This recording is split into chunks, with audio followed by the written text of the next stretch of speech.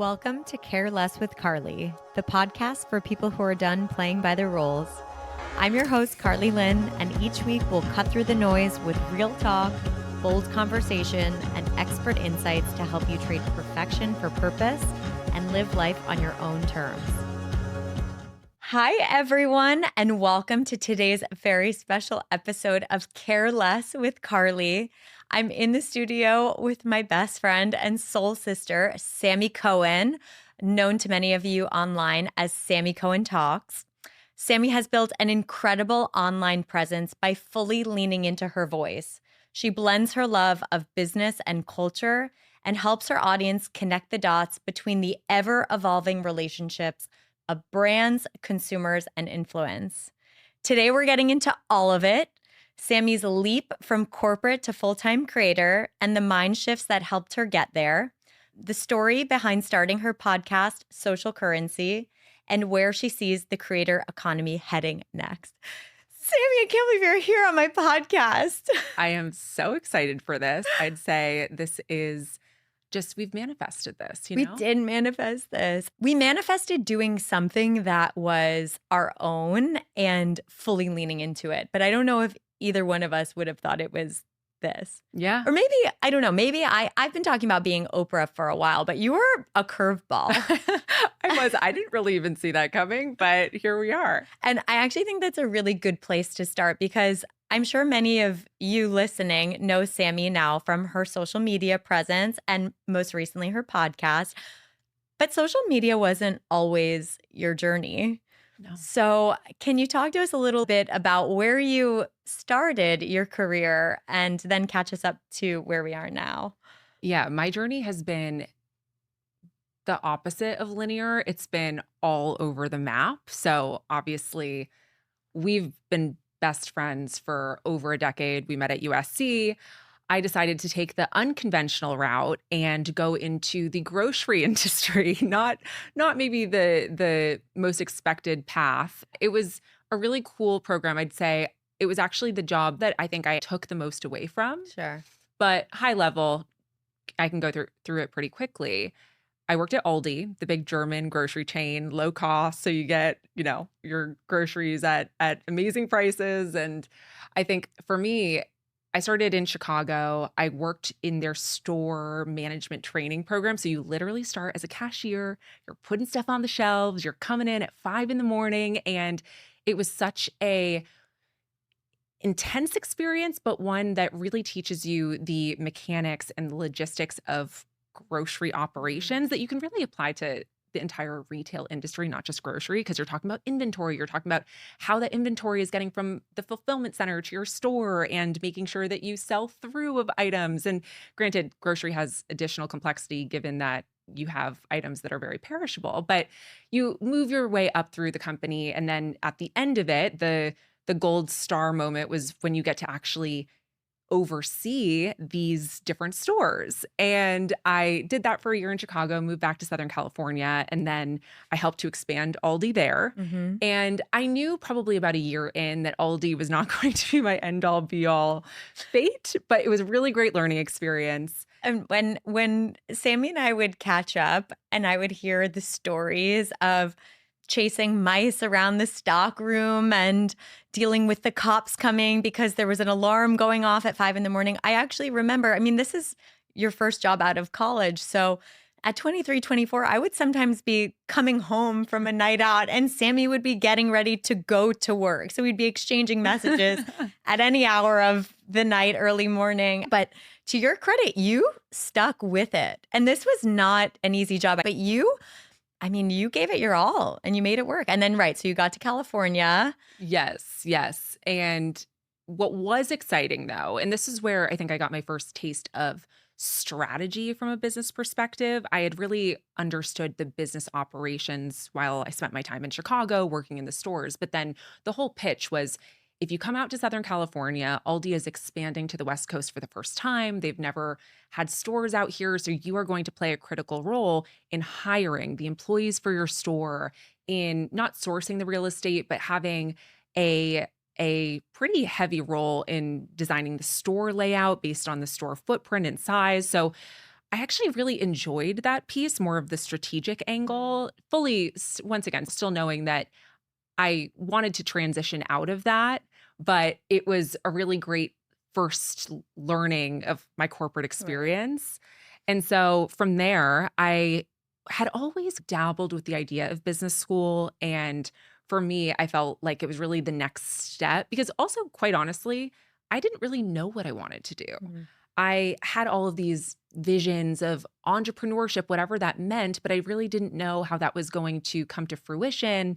And I, like so many people, saw business school as an opportunity to kind of figure it out or at least like test a bunch of Right. things. So I took the GMAT approximately 750 times. You did. Remember I Yeah, made you a I t-shirt? did when I got a 720 and I was like, I did it. Yeah, Proud best friend. Carly literally made a t-shirt that had my, what was it? It was like, I think the printout that had the score on it. Something. Yeah. And it said what? Like it's hard? Yeah. I think it was a Legally Blonde throwback. It was so good. But you did it. And you did take the GMAT 100 times. Yes, yes. And anyway, ended up going to school at Berkeley. On my way into Berkeley around the summer before, I had this crazy idea. It was around 2018. That was my first year going into Berkeley. And I had this crazy idea that I wanted to start this matcha company. And matcha's obviously been around for centuries. It's nothing new, but right around 2016 to 2018, you could say, that was when there was this massive matcha boom in the Right. US. And it was like every cafe started carrying it and it became, a familiar theme on Instagram pages and all that stuff. Yes. And so Matcha culture. yeah, and because I had worked at Aldi, I thought I knew some of the nuances and back ends of grocery. And I figured, okay, I'm going to start this matcha company, but it's going to be this drink and it's going to be this matcha latte with coconut milk. And anyway, I was so naive, but like so many people say, naivety is so helpful because you don't know what you don't know, and that's actually gives you the hubris to actually go out and try these crazy things that if you actually knew what it entailed, you would never do it in the Might first not place. start. Yeah. So I went into my first year at Berkeley and was also at the same time, and I think this is kind of a theme if I look back on the career decisions, professional decisions that I've made, I always am juggling different aspects of my professional life. Like I wasn't just going to go get my MBA. I also wanted to run a matcha company at the same time. I'd say probably just as much of my time spent on studies, even though we all know getting an MBA, it's not really about studying, but I was spending just as much time talking to my food scientist and, trying to figure out the perfect formulation and trying to find pitch competitions. So for me, that was a really great learning too, because that was the first time that I had tried building something from the ground up. And even though a lot of my time was spent on things that actually, as the company evolved, didn't really come to fruition. I ended up changing the product from a matcha latte to a concentrate, Right. and it went through a lot of iterations. It was still really helpful to at least go through the process and get those learnings under my belt because I had never done it before. And Sure. I just feel like things are infinitely easier once you break the seal and you do something once. Mhm. I think it takes away that fear of the unknown of what it's like. And I found that once I'm able to just cross that threshold of doing it, it becomes, just so much easier. Yeah. So, I continued to run that concentrate company. And really, I think the turning point was I did my 2 years at Berkeley. Obviously, March 2020, the world completely changed, COVID hit. And my plan upon graduating was to actually keep growing this concentrate company. I was in restaurants and offices in the Bay Area. And I realized all of my customers had closed overnight. There was no Right. idea on when things were going to shake out and go back to normal. And so I realized, okay, I'm going to get an actual job. And I ended up landing at Amazon, given my background in retail operations. I was in the Bay, so I was interested in tech too. And I ended up going into Amazon logistics from there. It's interesting to hear the full story played back. Of course, I was there every step of the way through all your journeys, through all of your different steps. But now hearing it, I actually really see how all of that got you exactly to where you are. You had Aldi right out of the gate, which tested your perseverance and your ability to move quickly and be comfortable with uncomfortable situations. And you nailed it. You graduated through the program to the point where you were ready to do something different. Then you went to business school and you learned about how to run a business and you played around in the matcha space with building a brand, showing up as a CEO and founder, learning how to speak with clients and how to pitch yourself and your product. And then you worked in corporate, which gave you some stability and structure to then be able to devote your creative energy into something else. So, when was the first moment that you decided to post on social media? Because that's usually a critical moment for some. Yeah. For some. I listened to a Gary Vee podcast where he talks about climbing Cringe Mountain. Yeah. And the beginning of posting is usually Cringe Mountain. So, how did you approach that? Yeah. So I started at Amazon in 2020. And my first post on TikTok, because Instagram Reels wasn't really what it is today, everyone was posting on TikTok. TikTok was blowing up. I put my first video out in March, I believe, March or April 2022. And actually, I remember calling you. This is going back years. And I remember saying, Carly, I think I want to just talk about business on TikTok. And you're like, okay. What exactly do you mean? And I'm like, I want to do it and we'll see what happens. And I'm so interested in all of these things. And you remember forever, even in my Aldi days, I've always been a podcast queen, Yeah. absorbing how I built this. I was listening to more podcasts every week than I could even count. And I remember because you were usually driving between stores and you were in the car for hours at a time. yeah. And so I think, and I was absorbing all of this information. I would just listen to business podcasts. And I thought, okay, it was really, the timing was perfect because if you think about the landscape and what was going on in my life, it was 2022. It was still COVID-y. Mhm. So we were still working from home. It was still people not socializing and living their lives as they are today. And I think in my role at Amazon, I had been in logistics and I felt so creatively drained. And at that point, the matcha company still existed. It was very much a side business. And to be frank, I just wasn't super passionate about it anymore, just because I knew that like the trajectory of that business, I didn't really see it turning into a massive opportunity at any point. And I really felt the urge to do something creative. And Mhm. for me, the upside was there and the downside was quite minimal because at least the way that the algorithms work with short form video, you put something out into the world, if people don't respond to it, like it, share it, whatever, it's not going to be served out to more people, right? Mhm. So I thought, okay, if I put something out there, no one really sees it. If it doesn't do well, then no one will really know. And I decided to just put my first video out there. I remember the first video. What was it It about? was a Actually, it's kind of in line with like what my content is today. It was Sophia Amoruso, the founder of Nasty Gal. It was the story of Nasty Gal and how she founded the company and what happened. And at that point, the company had gone under. I mean, it's still technically around today, but not really.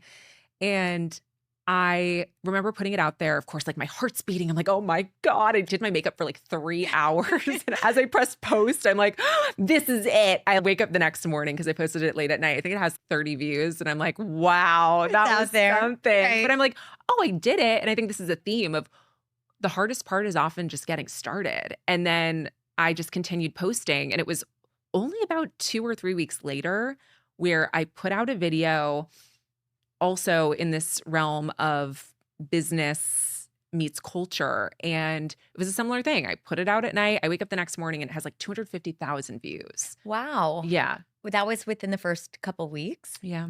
And were you posting every day or this was still more of just No. a sporadic? It was, I Whenever would you say it felt was inspired. probably a few days a week. Okay. Because I was at Amazon, it was one of those things where I would find time in between the day or at the end of the day to post.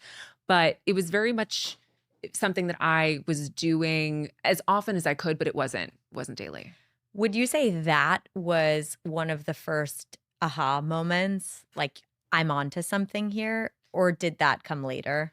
I think it was the first signal that what I was doing was going to resonate with people in a way that I was really excited about. oftentimes, especially in the social media landscape, when you're going from 0 to 1, and 1 being you have a following of whatever number, it's kind of arbitrary, but building that community or building something that people respect, people see you for me, I just knew that I was really excited about it. And I didn't know if other people would be too.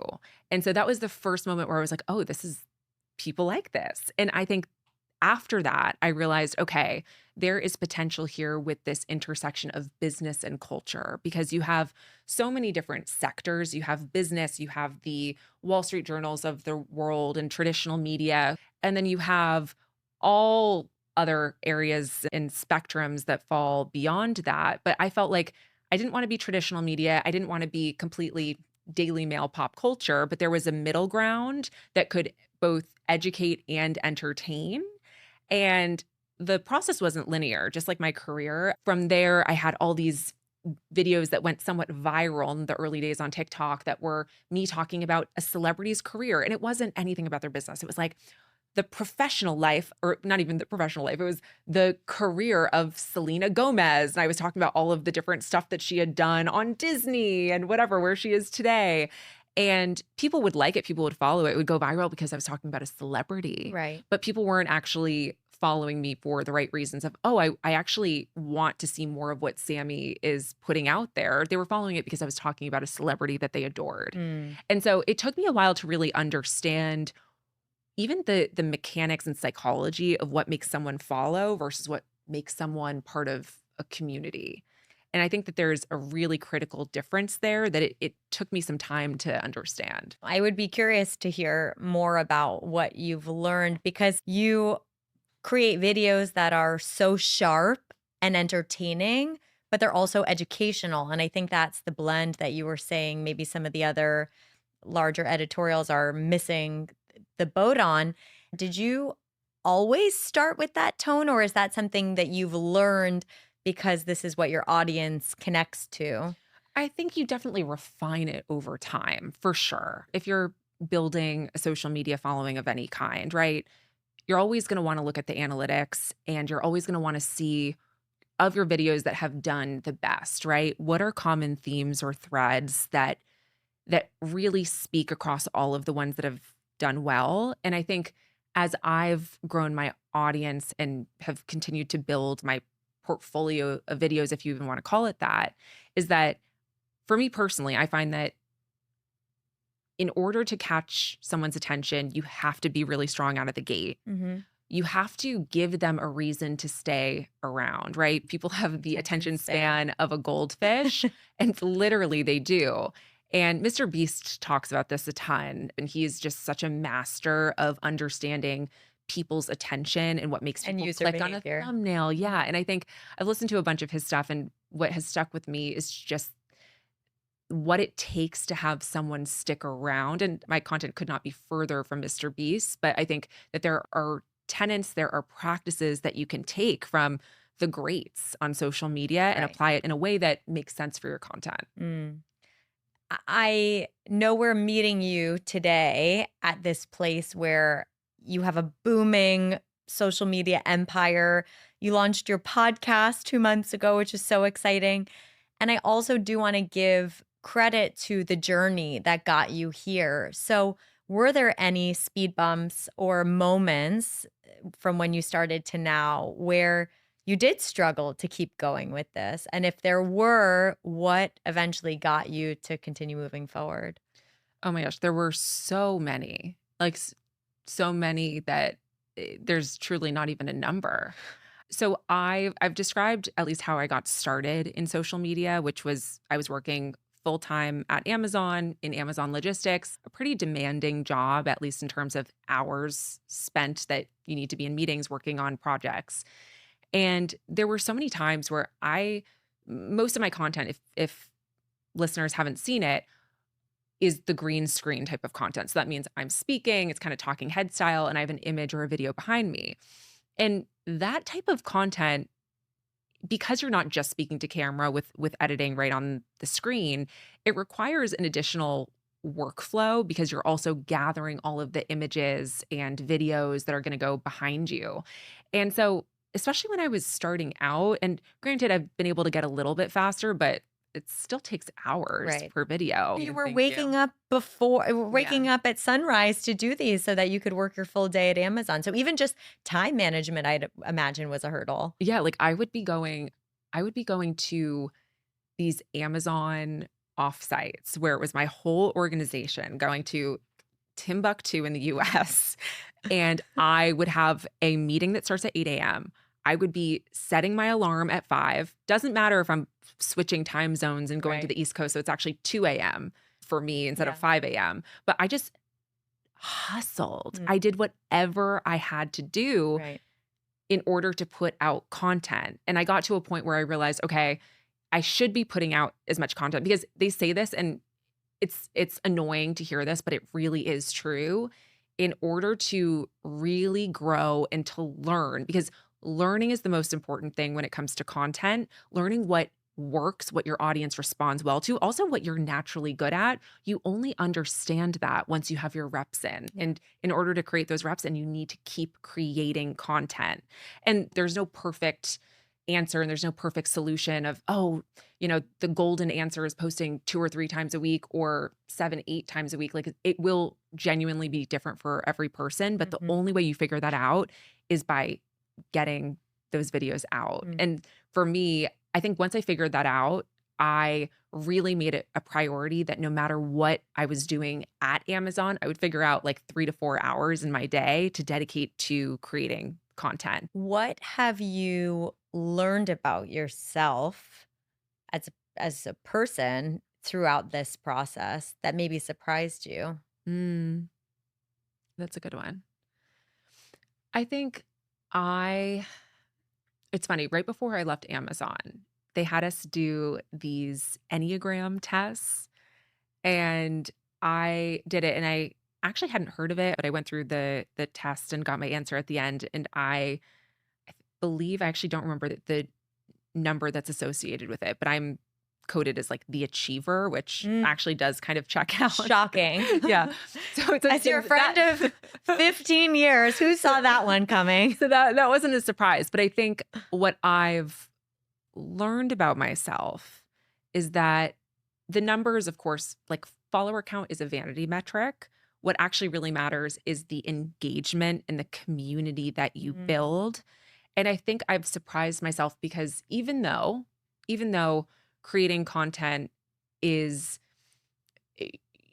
ultimately you're trying to connect with people, I think I have really found a tremendous amount of value, much more so than any of the numbers, on really making genuine connections and friendships Mm. through my social media. That surprised me. I didn't think, and maybe this is just me not really knowing about social media, but the upside of social media is that you can create some incredible friendships. I've Mhm. met some of my best friends now. Shout out Ruthie. Ruthie, like I met Ruthie is a doll. Yes, I met her through a DM and she came to my wedding in South Africa, right? That wouldn't have happened if it wasn't for Instagram. Well, can you talk more about that? What role do you feel like community has played in getting you to where you are now? And even as you continue to grow? Yeah, I think what I saw, and this is kind of interesting, I saw that there was this inflection point where when you're growing, you're getting a follower increase based on whether it's one video, it's usually several videos, or a series that you do that attracts people to your page. Once you get to a certain point and you have people who are continuously going back to your content, they're repeatedly commenting on your content, they're sending you messages based on their thoughts to what content you're putting out.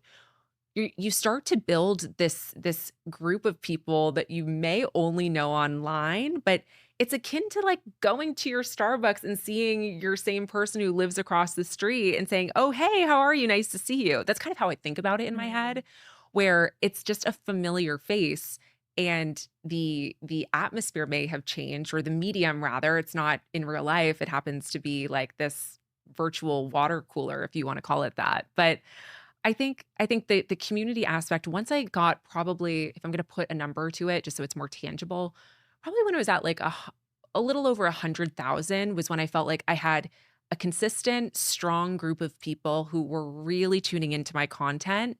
And I think one of the second order effects, or one of the signals that showed me, okay, I'm really building a community, is when I would have groups of people. Like someone would say, I sent this video, or I sent all of your videos to my friends, and we were talking about your content at dinner last night. Mm. And something like that, where it's like, okay, this is not just going off to one person, but now I'm seeing it almost have like tentacles and going out Yes. to different groups of people. That was a moment where I realized, okay, this is me building community Yeah. if I'm touching these groups of people together. Totally. And I want to also now talk about the podcast, because I'm trying to remember, was the podcast part of the original plan? No. So where did that come from? And can you talk a little bit about why social currency? Yeah. Yeah. So the podcast came, actually, there was a very specific point in time. So last summer, last July, was when I put out my viral video on the rise and fall of outdoor voices. And I put out that video. That video was if there was ever an aha moment, that was it. And that's when I doubled down and I said, okay, I'm going to now do this series on these great direct to consumer era companies and talk about what happened, where they are now, and learnings along the way. And from there, I got, I think it was either on the Outdoor Voices video or one of the subsequent videos in that series, a tremendous amount of people were like, we need this in a podcast format. When are you starting a podcast? Because honestly, that content is great for a podcast. There's so much that I left out because I had to trim down to a 90-second video. And I was completely lying when I said this, but I'm like, it's in the works, baby. Like, Well, that's how it starts. yeah, like fake it till you make it. Like, yeah, Coming soon. Yeah, coming soon, plotting. And I would continue to get that. And then the same people who had initially reached out to say, like, when's the podcast dropping, would continue to follow up. And this is going back to last summer, so last July. So this was very much an idea at that point, but I did zero work towards it. And then last October, I had the producer from my Now network reach out to me to say, we love your content. We think that you would be great in a podcast. Have you thought about doing a podcast? And that's when I was like, well, matter of fact. It's in the works. Yeah. So that's how. And then, but it didn't end up launching, as you know, until middle of May. Yeah. So it really was. It took a lot of time. How has the process been for you going from making more short form content to the longer podcast conversations? I was terrified. Because for me, short form feels so natural now because I've been doing it for 3 years. I come up with an idea, I throw my talking points together, I find the videos or photos. It just feels super natural. Whereas longer form, as you know, we're in a podcast now, besides the most obvious, which is just quite literally more filming time, I think you have a lot more impact with a podcast in terms of you can go deeper with your ideas. And I think ultimately, if someone's really interested in something, they generally prefer to dive into it versus getting like a quick 90-second. So I think for me, I've learned that podcasting, it's a different type. Now, there's definitely overlap. If there's a Venn diagram, there's definitely an overlap in people who enjoy both the short form and the longer form. But I'd say the longer form fans are the diehards. I know that my social currency podcast listeners, like they are my ride or dies. I have people who send me paragraphs after every episode I put out being like, hey, like I specifically love this, but like I was really bummed that you didn't ask this person about this. And I'm here for it. I'm like, Peter, thank you so much. Like, you're right. Like I should have asked that question. Like, my bad, but I love it. And that's why I put out a post right before we started this where it was just like a carousel post where I'm talking about things that I would do on social media if I started over from 0 followers tomorrow. That's a great question. So check it out. But in there, I actually say, and this, it's crazy because I'm at like 200,000 followers on Instagram. I respond to every single DM I get. And I pride myself on that though, because it takes a long time every day. But I know that is so important in Right. cultivating community. Right. And to me, like, my followers are everything. Without them, I wouldn't have anything. And also, I'm very lucky in that my followers are some of the most educated, intelligent, curious, amazing people. For anyone that I've met in real life who follows me on my socials, when I meet them, I feel like we could be friends. Mm. And oftentimes, of course, they're interested in the same types of businesses that I am, or maybe they're founders or entrepreneurs, but I love talking to them. And this is something that I feel like I need to share this too. I have amazing personal relationships. I have an incredible loving husband. I love you, Saul. I have best friends in my life. But if I'm being fully transparent, I could not do what I've done with social currency, with my social platforms, if I had a bustling social life. Sure. I made that choice of I'm going to have a very small circle of close friends, and I can't be always out and about because I'm choosing to put time in to grow this. I get so much fulfillment out of what I do Right. that I haven't felt a lack, but I also just I feel the need to share that because it can sound like, oh, she had a full-time job and she, did all Right. this stuff on social. Like, she got a husband and while all that was going on. Like, how'd that happen? I mean, and I think that that honesty is important. And I mean, you even posted yesterday about this. There's a lot of people who meet you where you are now and think you're like an overnight Yeah. success. And what I hope to cultivate in this community, which is rooted in honesty, is all that has happened and all that goes on behind the scenes that nobody sees. Hmm. And you spoke about this yesterday. Overnight success. What about the last 3 years of waking up at 5 a.m. and any new project or hobby or passion that listeners are gonna meaningfully invest in will require some trade, but you're investing your time in something you really love. Yeah, So you are consciously making that choice as opposed to listeners who maybe feel unfulfilled in certain areas of their life, but it's not by their own choosing, which I totally. think is a big difference. Yeah. Yeah. I think anyone who's embarking on anything entrepreneurial, whether it's in social media or otherwise, you're starting another kind of business, you have to really take note of your priorities, of what's most important to you, because our time is limited. And especially starting something when you have a business that's in its infancy stages or you're really trying to grow at a fast clip, you have to dedicate oftentimes not just your mental space, but it's just physically time. Yeah.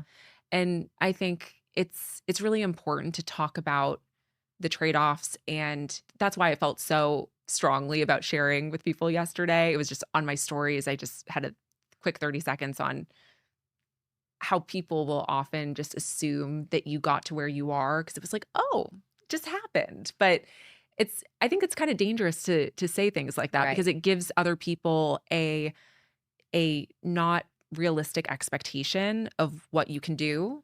I think it's great advice. And in the advice category, one of the questions I wanted to ask you was what's the best and what's the worst piece of advice you've been given while starting your brand and social currency? The best and the worst advice. Maybe I'll do the worst advice first because I feel like that's good. I've been given a lot of bad advice, I'd say. So what is it? I had people who earlier on were either followers of my content or people who knew me who wanted me to double down on specific areas of business. And I think this is still a huge category and I think this is awesome, but the finance talk category, anything in finance is, especially Gen Z, is super interested in learning financial literacy, a lot of financial tips online through social media. And I had a lot of people who would come to me and say, you seem knowledgeable about business. Can you go into more finance stuff? Because I'd love to learn basic investing tips from you, stuff like this. And by no means am I any kind of financial uh, professional. And when I was in that nonlinear journey of figuring out where my intersection of content was going to land, if you go back to my TikTok page in early 2024, I remember it was right after my wedding. I'd gotten back and I was still kind of scrambling, trying to figure out exactly what I was going to be niching down on. And I put out these videos that were on basic finance stuff. And Carly, it was so bad. They're still up. I should probably take them down because I'm sure I will be just like link them in the cringing. show notes. But no, I actually think it's important to leave old stuff up because every once in a while, I like to kind of scroll back and see what my content was like. Yeah. And Humbling. oftentimes, yeah, it's very cringeworthy. Speaking of, like, my very first videos are shocking. They are shocking. Like, I also didn't know how to edit. So I'm like, there are like awkwardly long pauses between the different clips. I mean, it's kind of amazing. Well, what's hilarious is that first video on Sophia Amoruso. Sophia Amoruso now follows me on Instagram. So at one point, I'm just going to like DM her Just that. leave it there. Just like, leave it in my her very DM. first video was on you. Thank you. Hello. Yeah. So people, especially when they become fans of your content, they'll give you ideas of like what avenue to go down. And for me, I kind of took this avenue thinking that's what people wanted. And because it didn't feel authentic to me and I wasn't excited about it, that's also why the videos are cringy. It's like I'm so clearly reading off of a script. Yeah. I'm like not really excited about what I'm talking about. It wasn't a joy for anyone involved, the listener or me. Totally. You know? Which is so opposite of everything that you've shared today, which is you have been following the path of what excites you and lights you up. So the bad advice is don't take advice from people who don't know what your joys are. Yeah. Easy. Okay. Yeah, that was a much more eloquent way to say know. I loved it. I just want to make sure I got it. It was a meandering answer. To be honest, I was thinking about it. Now we know about Sammy's finance videos. Yeah. So. Oh my gosh. I mean, I don't know if you remember this. I did my like wedding era before my wedding. I loved it. Yeah, like that's the thing. For anyone who's like, oh yeah, she figured it out. Success. No. Go back to my cringy videos. Yeah. I was talking about weddings. I was talking about finance. I was talking about random stuff. Like, I mean, it's rough out here, man. I was talking about so many weird things. Now the plane has landed. We're good now, but it was not as straightforward as people think. Well, even that's kind of interesting because you know what? As I hope it will be, we'll be here in another couple of years revamping, talking about what your content was now, and you'll have a whole different spin on it. I mean, social currency will be $1 billion media empire and we'll be back on these same couches. So yeah, well, there's that quote, which I'm going to butcher, but it's if you're not embarrassed by your MVP, minimum viable product, you're doing something wrong. But I think that quote actually applies as you continue to grow and iterate and you just create better versions of what you're creating. Yeah. So you should always look back on content, whether you're starting or it was a year ago. And you should always feel like what you're doing is better than it was a year ago. Yes. I think that's the good advice too. Yeah. I don't know if there was specific good advice that you got. Good advice, I'd say almost the opposite of what I just said, but it's been just to really focus on what lights you up, which is very different than general business advice. Because if you're launching a service or a product and you're hearing from people, oh, just do what you love. Well, no, not really. You have to be good at it. You have to have a strategy. There needs to be key pieces in place. You can't just like do what you love. Yeah, exactly. But I finally have found something that I'm genuinely passionate about. I wake up every day and I'm excited to create content in this category. And I think that's been part of the X factor of why I've been able to grow. It's that people see my content and they're like, oh, it's clear that she's really excited about it, because that also makes me one step ahead in that I'm usually, because I'm interested in something, I will kind of follow a storyline. And then when something in the news breaks, I'll be all over it because I'm genuinely interested. Right. Yeah. I want to share some good advice that you gave me Oh. in your newsletter, which if you haven't subscribed to the Social Currency newsletter, this is your sign. Yeah. You wrote in the Sammi Says section at the top, your personal anecdote about not being afraid to be seen trying. Yeah. And that resonated so deeply because when starting anything new, there's the logistics of starting it, which are sometimes complicated and hard, and you have to work through that. But what can feel even more insurmountable is the fear of other people watching you and what they're going to say. And even starting this podcast, that was such a huge mountain for me to climb. until I became comfortable with the idea of other people seeing me try. And once I made that flip, we're here. So, Yeah.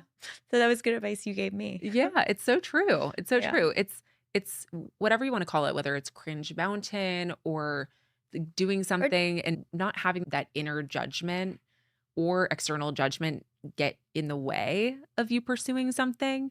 No one really cares. well, that's a great, lead into why I titled the podcast Care Yeah, Less, perfect. because that was honestly a big block. And from the people that I've connected with already in this community who resonate with the self-limiting beliefs or the blocks that can keep people stuck and not following the joy or following what lights them up, I think caring too much about the wrong things is oftentimes the culprit for staying still. Yeah. So you have completely circumvented that system, and you're an inspiration for me and hopefully everybody who's watching. Thank I you. do want to get some Sammy says on Oh. some of the favorite brands that you're loving right now, or any brands that you feel are really getting it right when it Mhm. comes to how they're showing up or how they're working with creators. Ooh. I mean, this is they've been all over the media, but it's because they do crush it. But Rode, which was just acquired, we Hmm. know that. I think from a marketing standpoint, and they're really taking the Skims playbook of tapping key talent. I think the whole exit strategy that Haley and team pulled off was just so spot on. They sold at the right time. They've never been hotter. The brand, I think, will continue to grow, but, I think that was a really exciting acquisition to watch, and yeah, I think they crush. Where do you see from where you're sitting the future of brands and creator relationships going? Is there anything that you think needs to shift or anything that you're feeling really excited about? Yeah, I think there's truly never been a better time to be a creator. It's a really exciting space. The creator economy is continuing to boom. There are no signs of slowing down. I think the creator economy, and obviously it was just Con Lions this past week, and there was so much of an emphasis on the creator ecosystem, whereas before it had been more traditional advertising and media. But to answer your question, I think what we're going to see is if you are someone who has built a community, and I know that's been a buzzword that we've talked about today, but if you've built a community, you are now an incredibly valuable asset for a company to partner with in order to disseminate their information about their product or service to your audience. I believe that with brands and creators, the brands that really value creating long-term relationships, and that means not just one-off exchange videos. It's really, okay, I'm going to sign a 6-month deal, a 1-year deal with a creator in order to really make sure that I'm creating value for our brand in a way that's really has longevity. I think that we're going to see more of these longer term partnerships instead of one-offs because people are starting to understand even if someone puts money behind a paid video on a creator's page, it's a one-off. You Mhm. could have a viral moment, but people are gonna forget about it the next week. The brands that are doing these repeated touch points, so you're doing a video with a creator, then you're sponsoring their newsletter, then you're also a sponsor on their podcast, so more of a 360-degree comprehensive view. Obviously, not all brands can do that because they don't have the budget, but I do think that we're just going to see more of that, and that's going to be more of the norm. Hmm. Are there any glaring mistakes that you're seeing brands make when it comes to connecting with creators or sharing their Yeah. messages? Yeah, all the time, all the time. I mean, you're the person to ask. I think that there's so many brands, and granted, I understand if you are a startup brand and you just wanna get your foot in the door on influencer marketing, I know that you have to start somewhere, but understand the people that you're reaching out to, it's only going to provide value to your company if that creator is working in a ecosystem or industry that will benefit you, aka it's in a similar industry to what your products create. Mhm. On a daily basis, I get inbound from all sorts of companies that are like, can you talk about our kitchen blender? And it's like a no-name brand. I'm like, no, I'm not. I don't know if it was a Vitamix, I would Yeah, talk about well, it. but then it's like, okay, then you come to the table and you know the value proposition is not just going to be, hey guys, there's this Vitamix that is on sale for Prime Week that's coming up July 8th through 11th. Instead, it's okay, Sammi has this really interesting way that she talks about brands. We're actually going to do a case study of the Mm, company and talk about perhaps like something that differentiates them in the market, right. or The maybe they've like evolution of raised money from, blenders. yeah, like they've raised money from an interesting cohort or something. Right. So they know that that's what they're going to come to me with. Then, okay. But there's so many brands who just reach out to creators for the sake of reaching out, and they're not good matches. And then you're going to pay this creator and their audience isn't going to care about your product because it just isn't landing. Yeah. I mean, that's so smart. And when there are those misses between a brand and a creator, you can really feel it. Yeah. It just feels like something you keep scrolling right past. Yeah. I have a couple of last rapid fire questions to close us off. Okay. What is a brand you'd love to work with that you haven't already? Ooh, I mean, so many. Do I just have to What's give like your one? dream brand? I mean, Yeah. OpenAI. whoa, okay. Yeah. Um, what's one thing you've learned to care less about in this journey? I think I've learned to care less about vanity metrics. So, likes on a video, followers, it's helpful when those things are high, but it's really at this point not super relevant. Okay. Is there a cringe moment that you experienced that you're now grateful for?